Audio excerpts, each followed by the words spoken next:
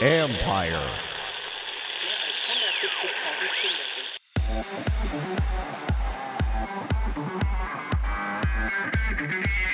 The changing landscape of sports betting varies greatly. I think liquidity is obviously incredibly important to an exchange platform, and I think that's why having a slow rollout across the states is going to probably be one of the most difficult parts of expanding that player pool. That's Eric Frank, CEO of Odds On Compliance, where navigating all the rules and regulations takes a monumental effort. This is the Future Sport Podcast. I'm Bram Weinstein.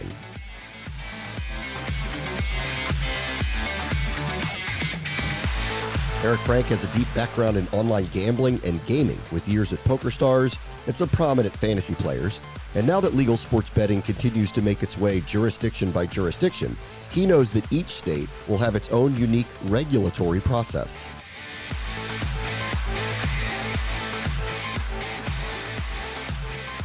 Our guest this week is Eric Frank. He's the CEO and the co-founder of Odds On Compliance, as all the sports betting operators must conform and deal with regulations that are disparate from state to state as the sports betting landscape continues to change in the United States. Hi, Eric. How are you? Doing well, Brian. Appreciate this opportunity to speak today. Okay. Tell me a little bit about what you guys do. Sure. So Odds On Compliance, we're a regulatory and compliance consulting practice. Kind of have two arms. One is a white glove consulting firm that helps operators, suppliers, marketing affiliates, everyone who's kind of touching this space, understand their regulatory obligations and meet their compliance needs, whether it be licensing or technical compliance issues, policy creation and documentation, internal controls, lab approvals, auditing. We have a team of experts across all of those fields that help people manage their regulatory compliance across the U.S. The other arm of our business is a technology firm, which we are basically creating technology to make regulatory compliance easier, more efficient, and more cost effective. So we build products that kind of help people manage their regulatory compliance on a day-to-day, and that's based off the experience my team has, the feedback we get from the industry on their pain points and what they're doing manually, that we can help build products to help create more efficient ways of doing it. On that second part, can you be specific? Like, what kind of technology are you building that helps people stay in compliance? Yeah, so the first product we put out in the market was a product called Playbook. Playbook is a aggregation of all the statutes, regulations, advisory opinions, technical bulletins, informal guidance, formal guidance, license applications, all the information that all these regulators put out. Instead of having to go to 30 different websites and navigate 30 different sites, all looking a little different, we've aggregated all that information. We keep it up to date on a daily basis.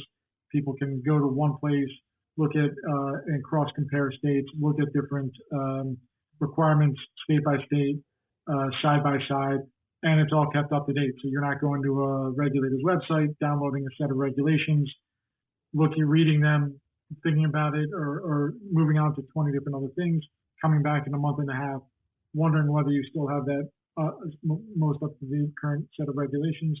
We keep it all up to date and live. We've added some natural language AI capabilities so that people can kind of ask questions, ask a question that they have across multiple states at once, rather than having to spend hours doing research or, quite frankly, spending thousands of dollars on sending those questions out to their lawyers. On the regulations state to state, are they varying greatly? So there are some significant distinctions between states.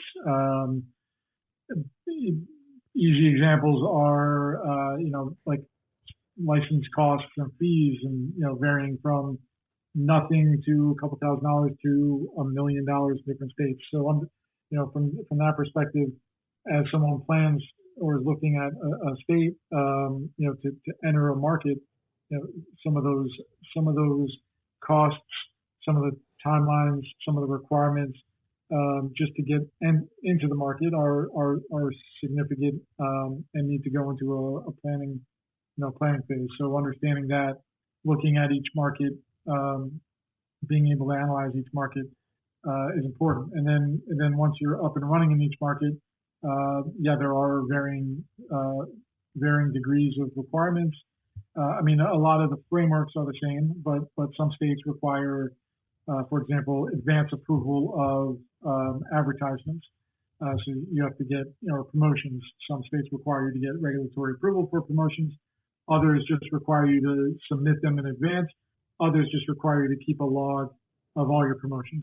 And so knowing which state requires what, and being able to look at that and across multiple jurisdictions is critical for folks to keep in compliance. And for the states that turned what would be now a few years ago, 3, 4, 5 years ago, whatever it was when they finally started to happen, are you seeing that their regulations are changing, or once everything is kind of set, that's just how things stay?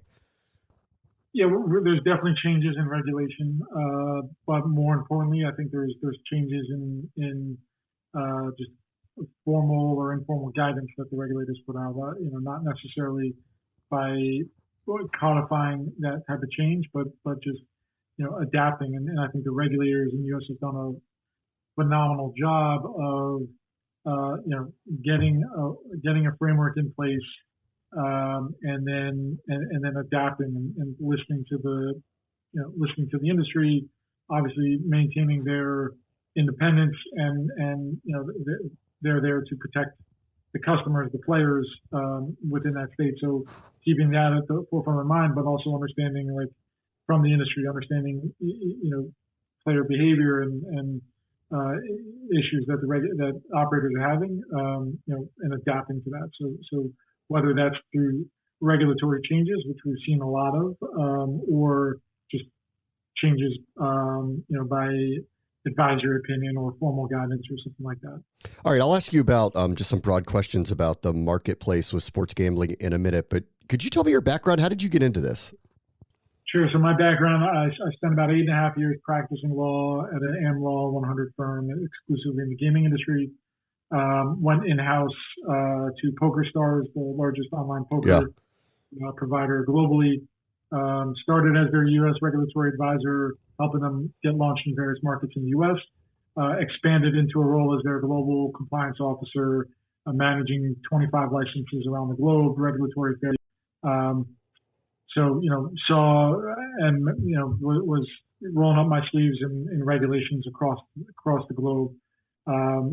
Saw a need for, technology to make regulatory compliance more efficient. And then I always kind of had that in my mind, and talking to others kind of similarly situated at other global compliance, operators, understanding their pain points too, very similar to mine. I just figured there has to be a better way. And then when I saw the opportunity in the U.S. of just the explosion and how quickly sports betting is happening here, I figured let me bring together the best of the best. So I went out and got former regulators, former heads of compliance from various operators, former independent testing lab specialists, licensing specialists, audit specialists, and just decided to build a team to serve the industry. All right, well, then let me get back to sports gambling in a minute, because I used to play a lot of online poker, and then the country made it very difficult to do that. So, now that sports gambling is legal in many different parts of the country and will continue to change, what's the future of online poker? Is that going to come back and be essentially legal here again? It's a great question. My belief is that we will see maybe not as fast a rollout that we've seen in sports betting, but we will see a extended iGaming and iPoker rollout, or re-rollout for iPoker, if you will, but like a rollout across the U.S. over the next, over this decade in the 2020s. certainly, I think you look at the states that have authorized and have iGaming, Michigan, New Jersey, Pennsylvania, as perfect examples, versus the states around them. The amount of revenue in tax dollars that iGaming brings versus sports betting is a significant difference. There's a lot of tax revenue to be generated on iGaming, and I think while right now the states may not be in fiscal crisis and are still kind of, I won't say flush with cash, but have a good amount of money coming out of COVID with some of the money that they receive from the federal government. I think states aren't in a desperate position right now, but certainly if there's an economic downturn over the next couple of years, the states could be looking for other ways to create tax revenue, and iGaming can certainly bring that. Are you suggesting iGaming makes more than sports gambling?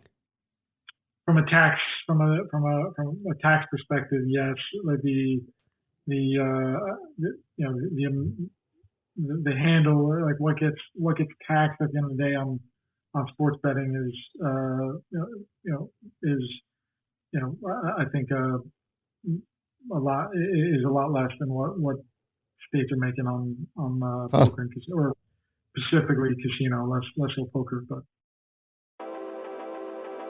This episode is brought to you by Chalk and Dog, which brings together the vast experience and expertise of two of the brightest agencies in media, sports, wagering, and gaming. With deep roots in the UK and the US, the agency offers expert guidance in everything from market entry to market expansion for startups as well as established global brands, powered by best-in-class communication and creative experts. Chalk and Dog has vast international experience and delivers results-oriented, tailor-made solutions for B2B and B2C organizations. Okay, let me get back to sports gambling in that market space as it can continue to grow. So for a group that wants to enter the marketplace in a legalized state, what are the challenges that they run into when they try to do this? So I think there's a few. First, for most states require market access. So you need a market access partner that typically is a land-based casino, or in some of the quote-unquote newer states coming on board, it can be a professional team. We've seen that in Arizona, Ohio, others, where you can partner with a professional team to be your quote-unquote market access partner. Those market access deals come with a significant cost. So I think there's a heavy burden, a cost burden to getting in the market from having a market access partner. And then then looking at if it's a new operator for state, there are a lot of regulatory requirements and controls that can be new to folks. So whether that's drafting a full set of internal controls and documentation and really fully understanding how your product is going to work on paper and explaining that to a regulator, like that takes a significant amount of time. I think the licensing process is fairly broke, so full scrutiny on the company, full scrutiny on individuals who own, typically for individuals who own 5% or more of the company, going through a full kind of regulatory exam to understand where they lived since they've been 18, what jobs have they had, what's their full net worth look like, have they ever been arrested, have they ever gone bankrupt, have they been divorced. All this information is kind of what regulators require, and to do a full background investigation to make sure that there's no unsuitable persons involved in the industry. And for a lot of folks, it's a fairly in-depth review that people aren't used to. Okay. We've had a few guests here that are launching peer-to-peer gambling. What do you make of that? Do you believe that will be a trend in the United States, and what are the challenges of attempting to pull that off? I think exchange wagering certainly has a place in the market, peer-to-peer. We've seen a couple of folks launch in New Jersey recently. There's 1 in Tennessee, other states. I think probably the biggest challenge right now is the fact that we haven't really seen regulation or regulators kind of adopt regulations around exchange wagering. So while I think there's nothing prohibiting it in the majority of states, getting the regulators to sign off and approve it could take some time. So I think there could be that could be a slow rollout, but certainly I think there's definitely a place in the market for it. Typically you find good quote unquote deals in those spots for folks. I think liquidity is obviously incredibly important to an exchange platform, and I think that's why having a slow rollout across the states is going to probably be one of the most difficult parts of expanding that player pool. Okay. As you look around the country, and there are still a lot of jurisdictions that have not legalized it, I would assume a few won't, like places that may have some form of religious objection, like Utah, something like that. But there are others that are either lagging behind or waiting to do so. What do you think is the hang up for the places that have not done this yet? Yeah, I mean, I think it's a great question. I think looking at the states that are still out there, there's some big ones: Texas, California. They're going to come. California may not come this year. I think the ballot measures there are on their way to failing. It looks like by all polls, or recent polls. But I think we need to take a step back and look at this in perspective. In 2018, there was 1.5 states really that had sports betting. We've seen an explosion in three and a half years to more than 1/3 of the population is now in the state where they can place a bet. So while people in Texas or Florida, where I am, although they had it legal for a little bit, California, other big states are sitting there waiting. We do have to reflect that states have moved fairly quickly. We've seen a number of 30 plus states authorized already. So I think looking at the ones that are out there, Texas has a good opportunity in 2023 when their legislature comes back in a session. I would, if I were a betting man, I'd perhaps put some money on that happening in 2023 there. Massachusetts is going through the process right now. They're having a marathon session yesterday and today discussing regulation and their process. Maryland just announced,